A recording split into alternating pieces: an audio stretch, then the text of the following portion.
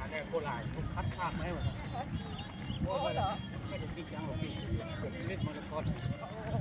เวลาก็มาราธอนหลาย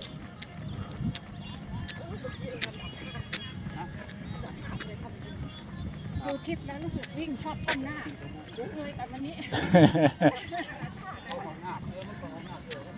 หน้าตั้งหน้าตั้ง